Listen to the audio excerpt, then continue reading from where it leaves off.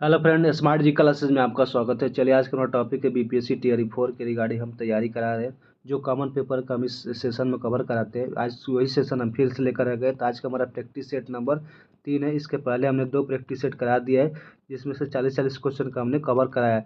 जो लोग भी हमारे चैनल पर नए हैं, चैनल को सब्सक्राइब करें, लाइक शेयर और सब्सक्राइब जरूर करें, और चैनल को ज़्यादा से ज़्यादा शेयर करें ताकि और लोगों को भी इस चैनल के बारे में पता चले। ये शिक्षक बहाली जो हम टियर 4 की तैयारी कराएंगे, जिसमें से आपको कॉमन पेपर से 40 क्वेश्चन होगा इसमें से। तो चलिए, आज का हम पहला क्वेश्चन लेकर आपके सामने आते हैं। तो आज का हमारा पहला क्वेश्चन है,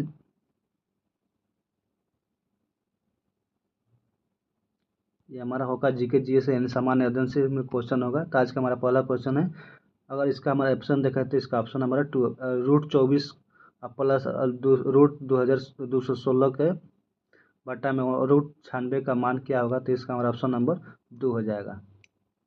चलिए अगला, ये हमारा मैथ्स का होगा। तो मैथ्स का हम इसमें भी छोड़ते चले। आज हम एक मैथ्स के क्वेश्चन देखते हैं। इसमें क्वेश्चन नंबर 36, इसमें देखते हैं कि एक एक टंकी को पानी से भरने के लिए 2 पंप है। पहला पंप खाली टंक 8 घंटे में भर सकता है और दूसरा पंप उसको 10 घंटे में भर सकता है। दोनों पंप को एक साथ खोल कर 4 घंटे तक चलाया जाता है, तो दोनों टंकी को कितना भाग पानी से भर जाएगा। यानी आपको ये क्वेश्चन सीधे सीधे मान लीजिए कि एक टंकी है, इसमें से हम एक 10 घंटा में खोल रहा है और दूसरा 8 घंटे में। इसको हम और 4 घंटा, इसको 1/8 और 1/10, इन दोनों को हम क्या करेंगे, एलसीएम निकाल देंगे तो 80 हो जाएगी। इससे एलसीएम इसको बनाते हैं कि सबसे पहले हम क्या करेंगे, एक 10 घंटे में खुलता है, एक नल 10 घंटे में खुलता है और एक नल इसको 8 घंटे में खोल, अगर दोनों को 4 घंटा में खोलता है तो सबसे पहले हम 1/, इसको एलसीएम निकाल देंगे 1/8 और 1/10 को, इन दोनों के एलसीएम निकालेंगे तो मेरा 80 हो जाएगा। इसे 8 से भाग देंगे तो यहाँ 10 हो जाएगा, और यहाँ 10 से भाग देंगे तो 8 हो जाएगा, यानी हमारा 18/80 हो जाएगा। इसको हम क्या करेंगे, 18/80 को क्या कर रहा है, 4 घंटा में खोल, यहाँ से डिवाइड कर देंगे तो ये 20 हो जाएगा। फिर इसको हम 2 से काट देंगे, ये 10 से हो जाएगा, यहाँ पर 9 हो जाएगी, यानी ये 9/10 भाग ही क्या होगा आपको, 9/10 भाग में पानी से भर जाएगा। तो ऑप्शन नंबर हमारा हो जाएगा बी नंबर। चलिए नेक्स्ट अगला क्वेश्चन देखते हैं। अगला क्वेश्चन है कि 2 छात्रों परीक्षा में बैठते उनमें से एक ने दूसरे की तुलना में 10 अंक अधिक हासिल किए और उसमें से एक अंक, दोनों अंक को 75 थे, तो दोनों में कितने अंक प्राप्त किए। इसका हमारा ऑप्शन हो जाएगा बी नंबर, यानी 52 और 42 हो जाएगा। और इसको कैसे किए, तो मान लीजिए एक छात्र ने x प्लस कितने लिए 10 अंक लिया था, और दूसरे छात्र ने कितने लिए थे x, तो x प्लस 10 प्लस x बराबर, और 75% निकाल तो 100 बराबर x प्लस 10। तब हमको निकालेंगे तो 2x प्लस 10 इंटू 75/100 बराबर x प्लस 10। इसको काट करेंगे तो 5 x बराबर, तो वैल्यू 5 हो जाएगा, तो x बराबर 10 यानी 10 प्लस 5 यानी 15। तो अतः 15 और 5 अंक प्राप्त किए। चलिए अगला क्वेश्चन देखते हैं। अगला क्वेश्चन है हमारा कि 2 संख्याओं का अनुपात 4:3 है और उनका उच्चतम यानी एलसीएम, 2 संख्याओं का अनुपात 3:4 है और उनका उच्चतम समवर्तक यानी एचसीएफ 4 है। तो एलसीएम समवर्तक क्या, यानी हमको पूछ रहा है कि एलसीएम कितना होगा। तो 3x और 4x दिया है, मतलब 3x प्लस 4x दिया हुआ है। तो हम इसको, और x का मान कितना दे, एचसीएफ कितना दे हमारा, x के बाद 4 दिया, इसको हम 3 के मतलब ग्राइंड करेंगे तो हमारा हो जाएगा 12 और प्लस 12 गुने 16/4। ऐसे काट देंगे, 4 चौका 16, 12 चौका 48, तो हमारा ऑप्शन हो जाएगा कितना, 48 एलसीएम हो जाएगा।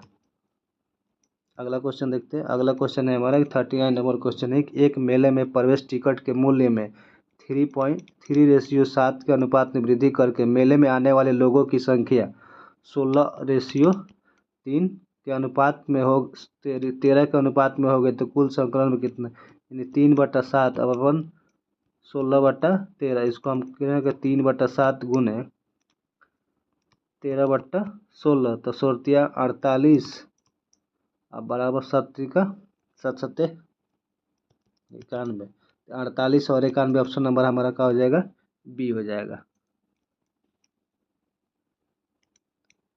चलिए अगला क्वेश्चन देखते हैं। अगला क्वेश्चन है हमारा कि 2.8 घंटे में 315 किलोमीटर की दूरी तय करने के लिए मीटर पर सेकंड में कार की औसत गति कितनी होगी। एक कार है जो 2.8 किलोमीटर सेकंड में 318 किलोमीटर की दूरी तय करती है, तो सबसे में कार की दूरी कितनी तय करती है, 315, कितने से में 2.8 से। इसको हम यहाँ से भाग कर देंगे तो हमारा आ जाएगा 112.5 किलोमीटर प्रति घंटा। अभी किलोमीटर पर घंटा, अगर मीटर प्रति सेकंड हमको निकालना है तो 5/18 से हमको भाग देना होगा, यानी 112.5 में 5/18 से हम भाग देंगे तो हमारा ऑप्शन आ जाएगा कितना, 31.25 मीटर पर सेकंड, यानी 31 पॉइंट, हमारा ऑप्शन नंबर सी हो जाएगा। चलिए अगला क्वेश्चन देखते हैं। अगला क्वेश्चन है कि निम्नलिखित में से कौन सा सर्वोदय योजना का रूपरेखा तैयार करने में सम्मिलित था। इसका ऑप्शन हमारा हो जाएगा बी, जयप्रकाश नारायण। जनवरी 1950 में जब 1950 में जयप्रकाश नारायण ने सर्वोदय योजना के नाम से एक विकास योजना प्रकाशित की थी। इसके कुछ अंश भाग को जो सरकार ने स्वीकार किया था, इसलिए हमारा ऑप्शन होगा बी नंबर।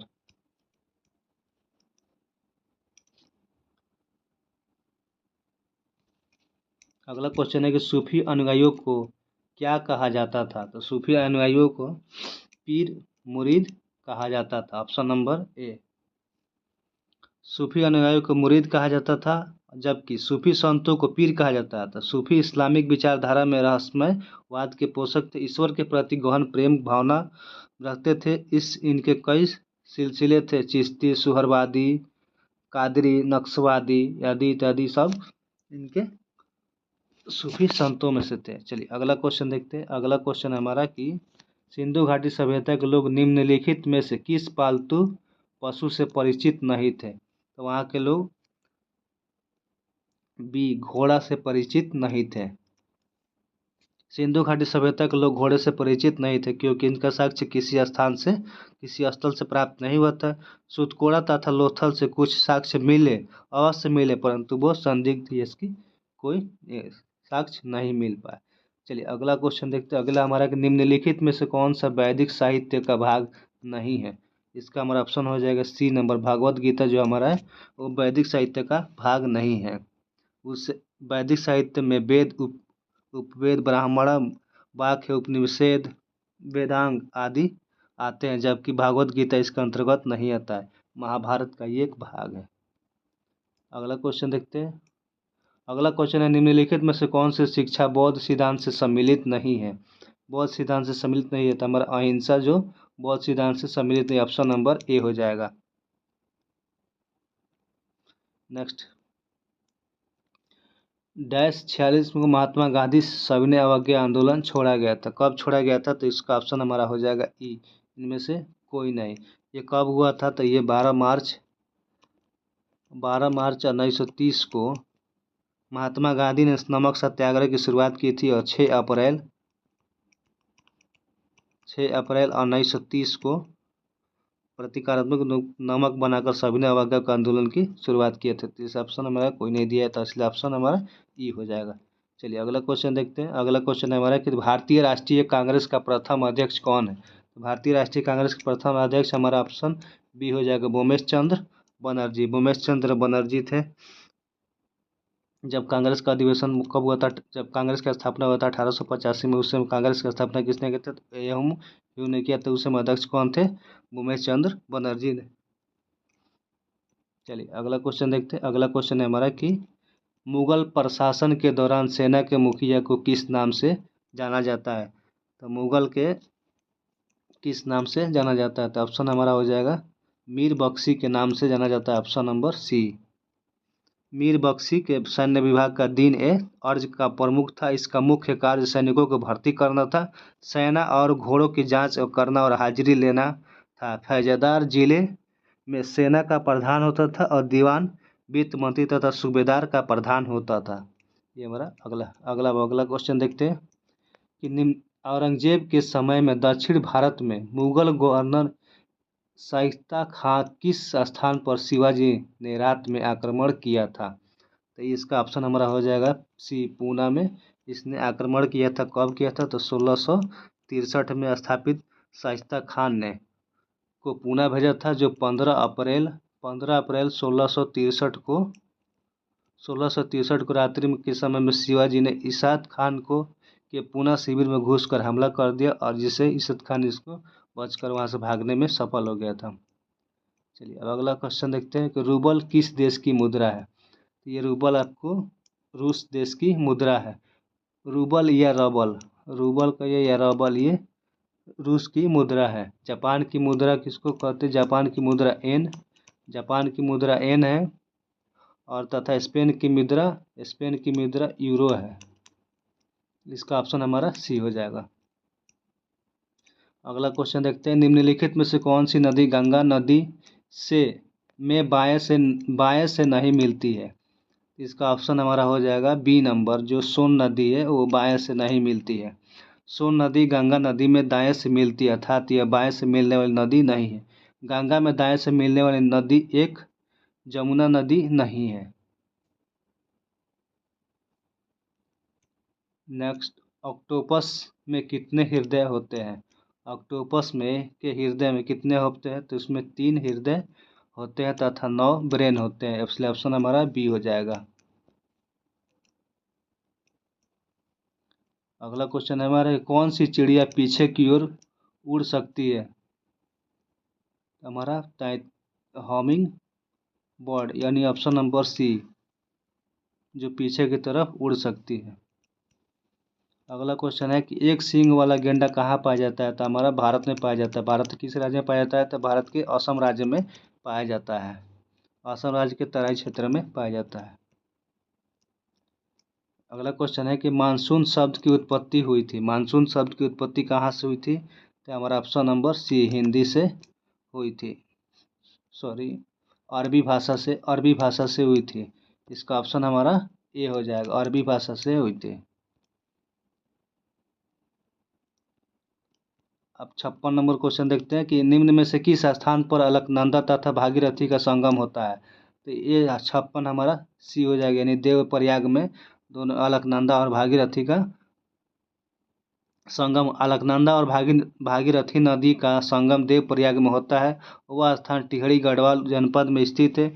विष्णुप्रयाग और में अलकनंदा और धौली गंगा, कर्णप्रयाग अलकनंदा और पिंडर तथा रुद्रप्रयाग अलकनंदा तथा मंदाकिनी नदियाँ भी मिलती है।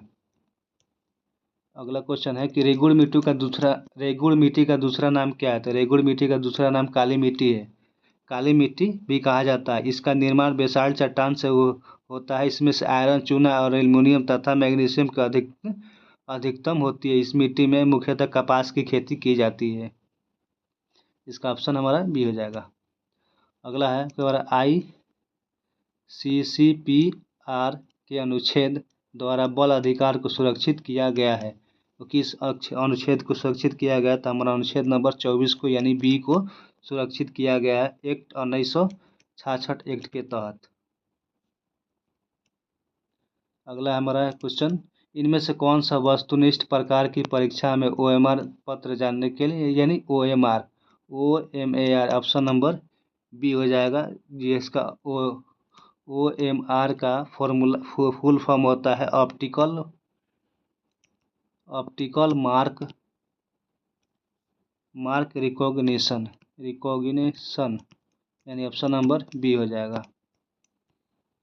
नेक्स्ट क्वेश्चन है कि भारतीय संसद की लोक लेखा समिति का अध्यक्ष कौन मनोनीत करता है?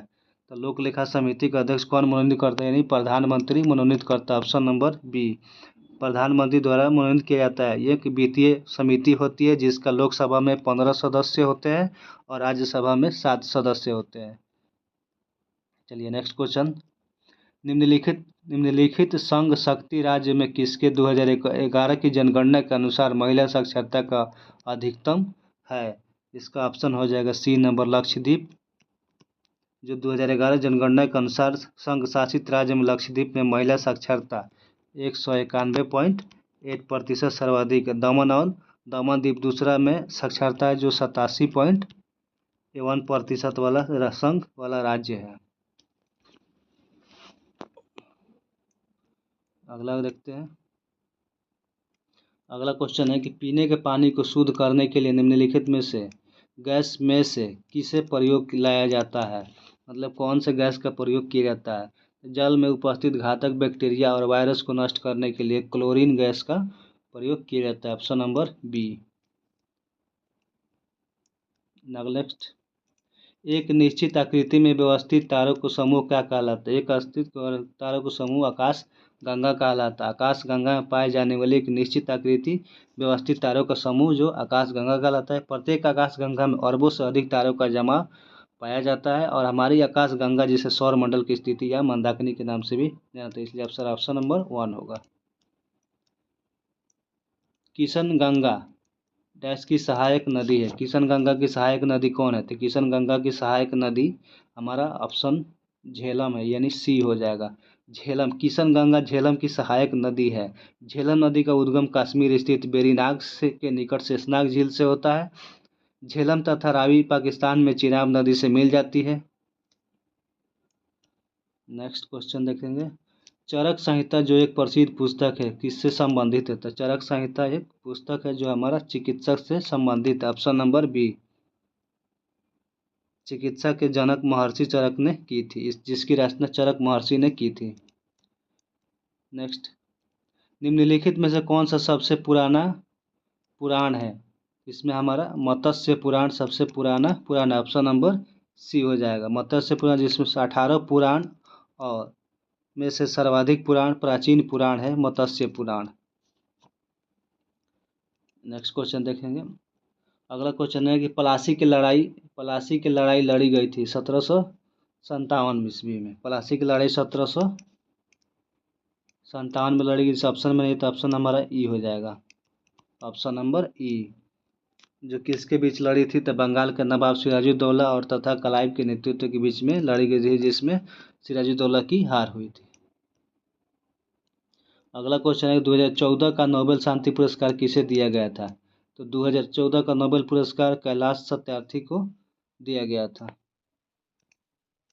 2014 का नोबेल पुरस्कार कैलाश सत्यार्थी और मलाल यूसुफजाई यानी ए और बी दोनों को दिया गया था, इसलिए ऑप्शन हमारा क्या हो जाएगा, सी हो जाएगा। मलाल यूसुफजाई जो संयुक्त रूप से प्रदान किया गया था, ये कहाँ के थे, तो ये पाकिस्तान की बाल अधिकार के नेता थे, उनसे दिया गया था।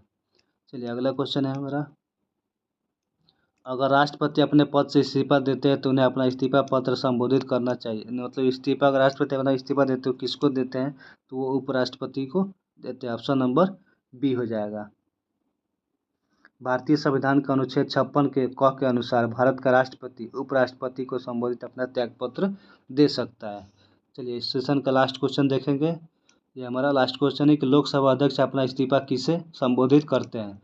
लोकसभा का अध्यक्ष अपना इस्तीफा किसे संबोधित करते हैं, तो वो ऑप्शन नंबर सी, लोकसभा के उपाध्यक्ष को अपना त्यागपत्र देते हैं। तो भारतीय संविधान के अनुच्छेद 94 के अनुसार लोकसभा के उपाध्यक्ष को अपना त्यागपत्र से संबोधित करता है। तो ये रहा हमारा सेशन, यानी प्रैक्टिस तीसरा का सेशन कॉमन पेपर था। अगर आप लोग को अच्छा लगे तो प्लीज़ वीडियो को एक बार जरूर लाइक शेयर और सब्सक्राइब जरूर कीजिएगा और इस चैनल को ज़्यादा से ज़्यादा शेयर कीजिएगा। आज के लिए यहीं पे रखते हैं, मिलते हैं नेक्स्ट वीडियो के साथ। नेक्स्ट सेशन है प्रैक्टिस 4 के साथ अगले